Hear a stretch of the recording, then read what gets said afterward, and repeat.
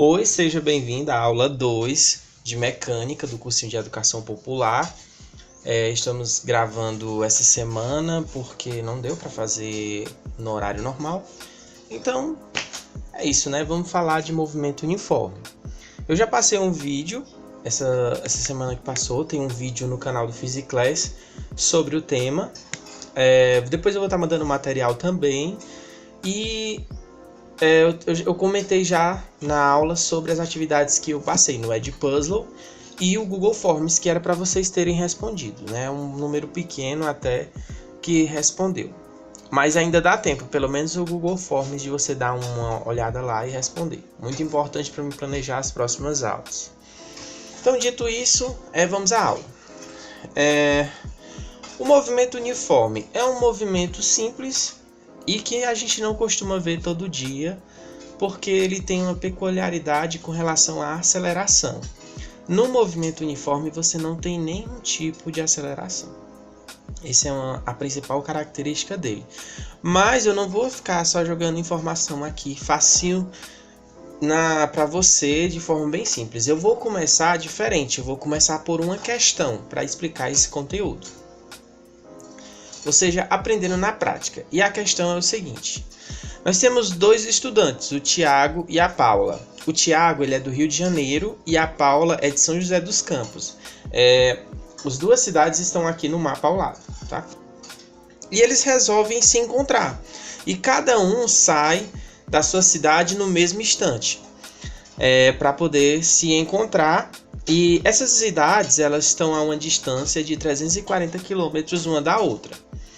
Agora vamos considerar que o Tiago ele tem uma velocidade de 80 km por hora, uma velocidade constante, que quer dizer constante, que não muda ao longo do tempo, vai ser sempre o mesmo valor. E a velocidade do carro de Paula é um pouquinho maior, é 90 km por hora. Então, a gente vai considerar como sendo a origem, tá aqui as velocidades e a distância, né? Como sendo a origem do nosso sistema, como sendo o nosso ponto de referência a cidade de São José dos Campos, lá onde a Paula estava saindo. Ela vai ser o nosso ponto zero, a posição zero no nosso plano cartesiano.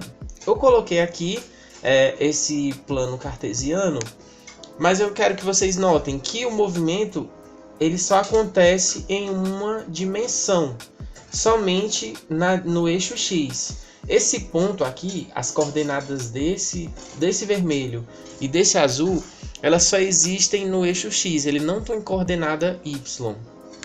Então, essa é outra característica interessante do movimento uniforme. Ele normalmente acontece em uma dimensão. Por que normalmente e não sempre? Porque quem vai decidir essa questão do plano, como ele vai ficar, vai ser a pessoa que elabora a questão. Você vai fazer lá o vestibular, o Enem, né? Então, eu poderia ter adotado esse eixo aqui em outro lugar, poderia ser aqui embaixo, né? Em outra posição. Eu escolhi ele ficar exatamente em cima dos dois pontos porque é o jeito mais fácil. Então, esses dois pontos só têm coordenadas no eixo X porque eu escolhi o plano cartesiano aqui. Vamos supor que o Rio de Janeiro ficasse aqui em Juiz de Fora. Então, a gente ia ter um movimento aqui que tem coordenadas Y e X. Então, seria um movimento que estaria acontecendo em duas dimensões. Mesmo tendo aceleração, seria um movimento uniforme. Também seria um movimento retilíneo, só porque ele teria coordenadas em Y e em X. Então, tenham cuidado com o referencial que a questão adota e também com qual referencial você adota para resolver esse tipo de questão. Mas no nosso caso aqui está bem simples, né? Eu coloquei em uma dimensão só e eu só quero que vocês fiquem atentos a esses dados aqui. Nós temos aqui 340 km de distância entre uma cidade e outra. A velocidade do Tiago é 80 km, a da Paula é 90 e a posição inicial é São José dos Campos. Então, dado essas informações, eu quero que vocês fiquem espertos para uma coisa em qualquer questão de física que vocês forem resolver futuramente, né? Antes de tudo, quando você termina de ler a questão, pensa sobre a questão, você tem que anotar os dados que ela te dá. Ela te dá a velocidade, ela te dá a distância, né? Ela te dá esses dados, você tem que, antes de partir para resolver a questão, você tem que anotar ali no início, separadinho, para você não precisar ficar indo voltar na questão o tempo todo. É uma questão de organização que vai te ajudar bastante, tanto para fazer a questão, né, como para se organizar ali na hora da resolução e não perder tempo, tá? Então, tá aqui o problema, tá aqui as informações. E aí eu te convido a, nesse momento, pausar o vídeo e tentar resolver essa questão. Se desafiar a resolver essa questão. Será que você consegue resolver essa questão? Aí você fala, professor, mas qual é a pergunta? Você só deu as informações? Sim, muito bem. Eu esqueci de mostrar a pergunta. A pergunta é essa daqui, tá? Agora sim você pode pausar o vídeo e tentar resolver a questão. Qual é o intervalo de tempo gasto para que os dois estudantes se encontrem? Qual é o tempo que vai levar para quando essa bolinha vermelha, que vai ser o carro da Paula, se cruzar com o carro do Tiago, tá? Então, como que você vai fazer esse cálculo? Eu vou explicar mais na frente, mas eu acharia muito interessante que você fizesse isso. Você que está indo prestar vestibular, que está indo fazer Enem, você tem que praticar resolver questão, tá? Não adianta mentir para si mesmo. Então, vou dar o tempinho para você pausar. Pausou o vídeo, resolveu a questão, beleza, agora vamos nós aqui, tá? Bom, pessoal, eu vou resolver essa questão de duas formas. A primeira dela vai ser observando uma simulação que eu vou criar no software Modelos, tá? Um software que ele é feito para você colocar cálculos matemáticos e ele simula ali a realidade. E depois eu vou resolver passo a passo. Então vamos para o Modelos primeiramente. Então, eu estou aqui com o Modelos aberto, tá? E com o bloco de notas. O bloco de notas ele vai servir para colocar a fórmula que eu vou estar utilizando dentro do programa aqui antes de eu digitar dentro do próprio programa. Então eu já começo com essa linda fórmula, que talvez você conheça como a fórmula do sorvete. Isso mesmo, a famosa fórmula do sorvete. Então, para que serve essa fórmula? Se você assistiu ao vídeo que tem lá no PhysiClass sobre o movimento retilíneo uniforme, você já sabe que essa fórmula vem da fórmula da velocidade escalar, a velocidade média do movimento uniforme. Então aqui eu já vou apresentar ela e vocês já vão conhecer ela na forma já desmembrada da fórmula da velocidade, tá? Então essa é a fórmula do sorvete. Para que ela serve?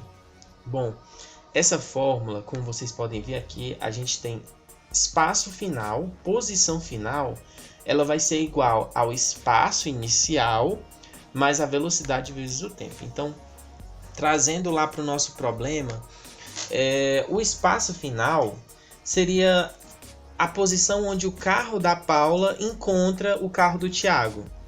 E o espaço inicial seria onde cada um sai, né? Então, como a Paula sai de uma cidade e o Tiago sai de outra cidade, então cada um deles vai ter uma formulazinha dessas. Até porque, ó, o Tiago vai ter sua posição inicial, a Paula vai ter sua posição inicial, o Tiago vai ter sua velocidade, a Paula vai ter sua velocidade, então cada um vai ter uma dessas, uma formulazinha dessa para cada um deles, tá? E como é o nome dessa fórmula, falando assim de uma forma formal, é a lei horária do movimento.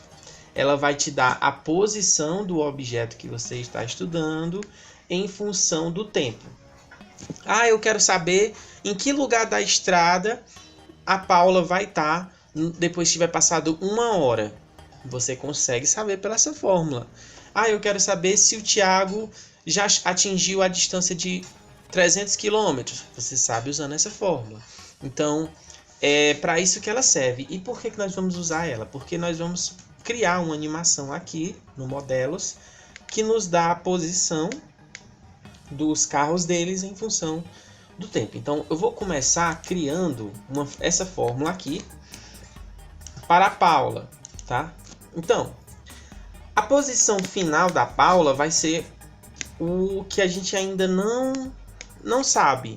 A gente sabe que ela vai se encontrar com o Tiago em algum instante, mas a gente não sabe qual é o instante e nem qual é a posição que ela vai se encontrar ao longo da estrada. Então, eu vou deixar aqui como um valor que pode assumir qualquer número, tá? É uma incógnita, tá? A gente não sabe ainda. Igual, a posição inicial. A gente viu lá no slide que a Paula, ela sai de São Carlos, que foi o que a gente considerou como sendo a origem do nosso sistema de coordenadas, do nosso plano cartesiano. Ela está exatamente na origem, ou seja, ela está na posição 0. São Carlos. É São Carlos ou é São José dos Campos? Que eu me esqueci o nome da cidade. Vai ser ali a cidade que é a posição 0. Então, a posição inicial dela vai ser 0. A velocidade da Paula foi informado para a gente que era de 90 km por hora. E o tempo é o que a gente está tentando descobrir. Qual é o instante de tempo que ela e o Tiago vai se encontrar. Então, a gente vai deixar como incógnita também. Então, eu vou só digitar essa primeira fórmula, que é a fórmula da Paula no software. SF igual a 0. Não precisa colocar velocidade de 90 vezes t. Tá? Agora vamos para a fórmula do Tiago. A fórmula do Tiago precisa de muita atenção, tá, gente? Por quê? De novo, a posição final do Tiago a gente não sabe. A posição inicial dele já não vai ser 0. Porque, como vocês viram lá no gráfico, ele começa lá na ponta do eixo X. Como a cidade da Paula e do Tiago está de 340 km de distância e a Paula está na posição 0, 340 vai ser a posição inicial do Tiago, mais a velocidade do Tiago. A velocidade do Tiago era de 80 vezes o tempo. Então, temos uma fórmula parecida, só que não. Essa fórmula está correta?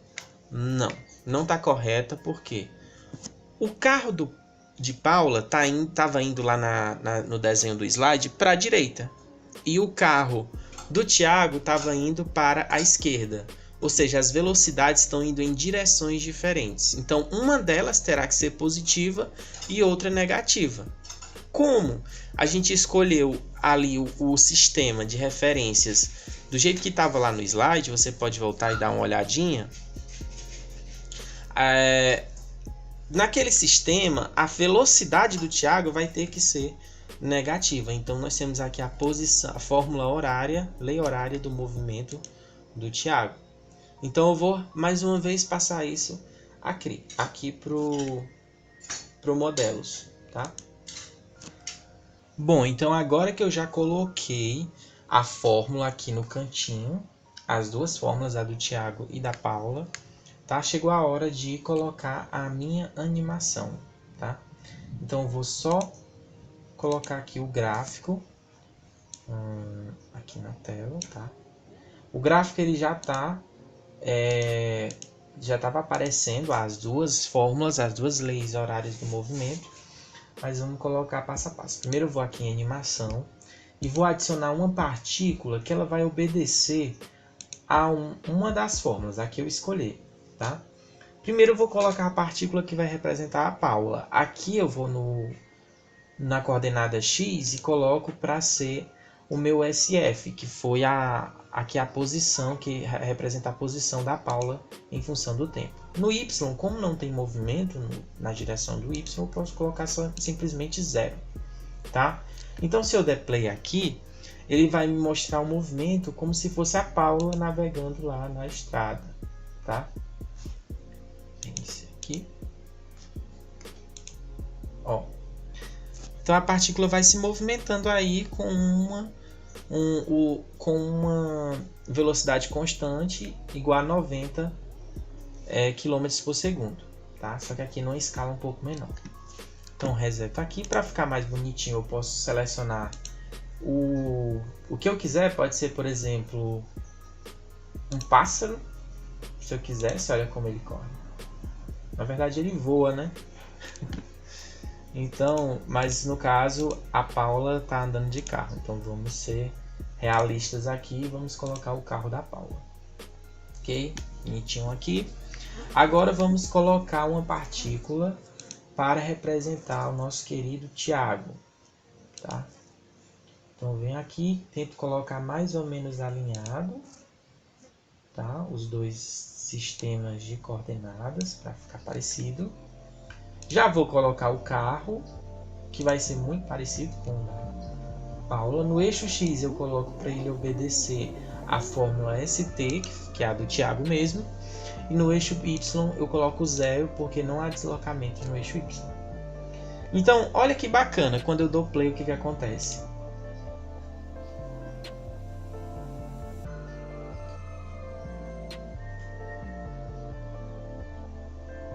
Esse carro está se deslocando com a velocidade do Tiago e esse com o da Paula. Então, em algum momento do percurso, dos 340 km, eles vão se cruzar.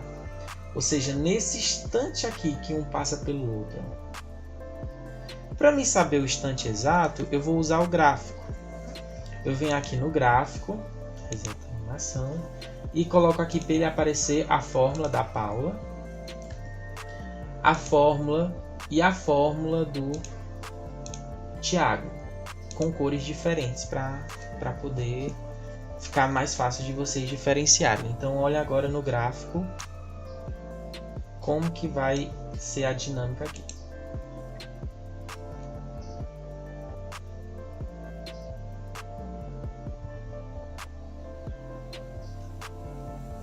Ó, essa linha azul representa o movimento, o deslocamento da Paula em função do tempo. Ela está crescendo aqui porque a Paula está subindo no meu eixo de coordenadas, a posição dela está aumentando. Enquanto que o Tiago, como ele está retornando aqui, ele tem uma velocidade negativa, então a posição dele vai diminuindo com o tempo, o valor da posição dele.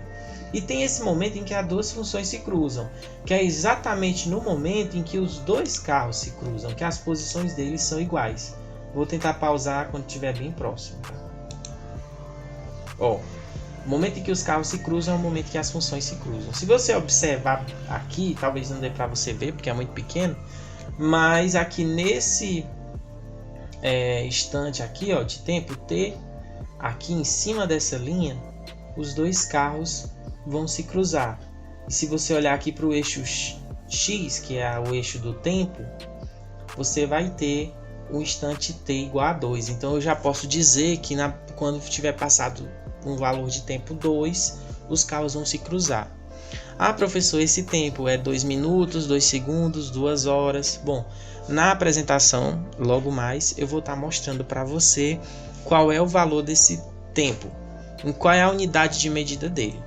Mas eu já posso adiantar que é de 2 horas, porque são 340 quilômetros, né, gente? Então eles não iam fazer esse percurso em 2 minutos ou em 2 segundos para se cruzarem, ou em 2 anos, né? Então o mais lógico seria 2 horas.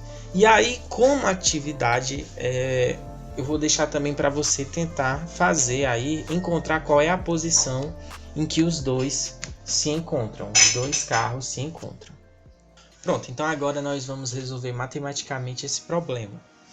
Qual é o intervalo de tempo gasto para que os dois estudantes se encontrem? A gente já sabe, né, porque a gente viu na animação, mas como fazer isso sem ter uma animação na hora da prova, tá? Então, antes de tudo, eu vou mostrar aqui para vocês como chegar naquela fórmula da lei horária do movimento, ou a fórmula do sorvete. Tá? Essa fórmula da velocidade média é muito importante no movimento uniforme. Ela é a principal. É dela que vai sair a lei horária. Tá? Então ela é assim, a velocidade média vai ser a posição final menos a posição inicial dividido pelo tempo final menos o tempo inicial, que é a mesma coisa de ΔS sobre ΔT que você já conhece. Tá? Então, com essa fórmula em mente, né, vocês já tem que ter anotado, né, os dados como eu falei anteriormente, tá? E a pergunta importante é que você tem que fazer, né? O que estará acontecendo no momento em que os dois carros se encontram? O que vai estar acontecendo?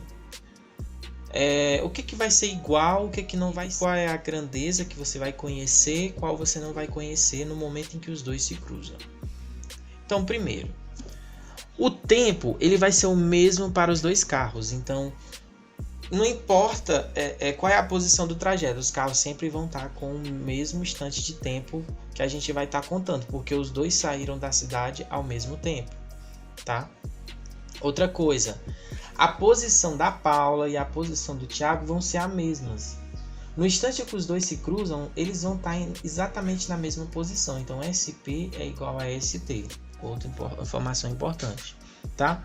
E a velocidade não muda, porque como vocês viram, a velocidade do Paulo e a velocidade de Thiago é constante. Então, a Paula vai continuar se deslocando com 90 km por hora. Ou melhor, ela vai estar no momento que os dois se cruzarem, e o Thiago também. Então, sabendo disso, né?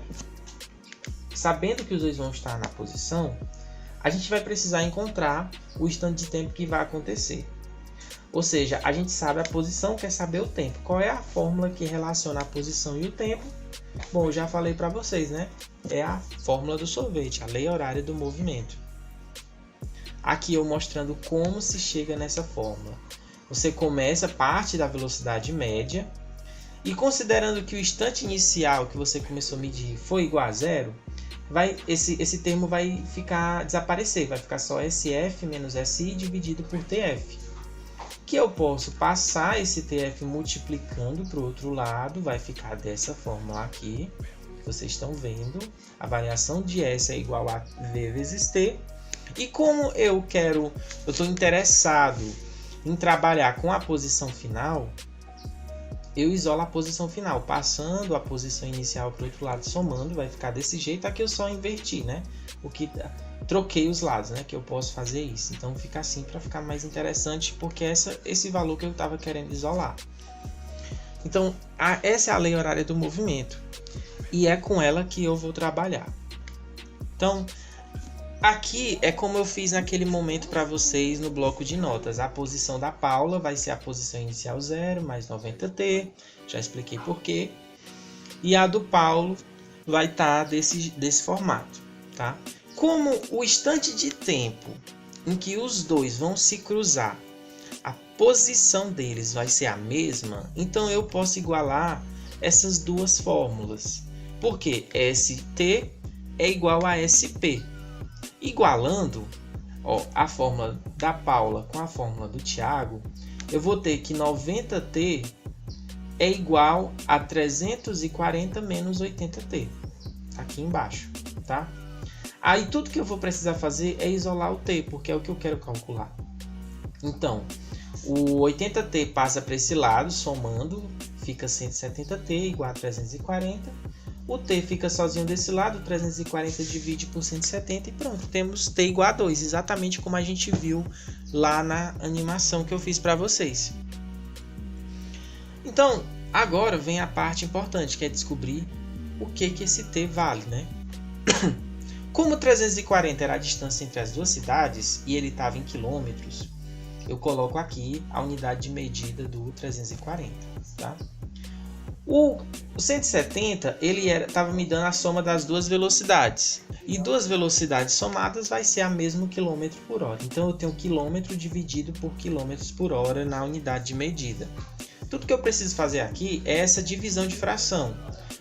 O quilômetro sobre 1 vezes hora por quilômetro. O que é isso? É uma divisão de fração. Eu repito a primeira e multiplico pelo inverso da segunda. Aqui era quilômetro sobre hora e fica hora sobre quilômetro. Então aqui eu posso cancelar esses quilômetros e vai restar somente hora, como eu tinha falado. Então a unidade de medida do tempo vai ser hora. Então em 2 horas os dois carros vão se cruzar nessa via entre essas duas cidades que estão a uma distância de 340 km. Tá, pessoal? Então, o que eu quero que vocês lembrem desse conteúdo que foi discutido. A velocidade média e a velocidade escalar no movimento uniforme são iguais, e elas são dadas por essa fórmula aqui. E a partir dessa fórmula eu chego na lei horária do movimento, que me dá a posição final de um objeto em função da sua velocidade e do seu tempo. Tá? Essa é a famosa lei horária do movimento. Então é isso que eu quero que vocês guardem. Eu vou estar deixando no link um quiz para você fazer, né? E provavelmente esse quiz vai estar valendo aí a presença de vocês na última aula. Então, por favor, se você chegou até aqui e assistiu o vídeo, faça o quiz, coisa fácil, coisa simples. Você vai responder rapidinho. E aí é sobre a aula, tá? E aí você vai ganhar a sua presença, tá? Então é isso. Obrigado por ter assistido até aqui, tá bom? E até a próxima aula.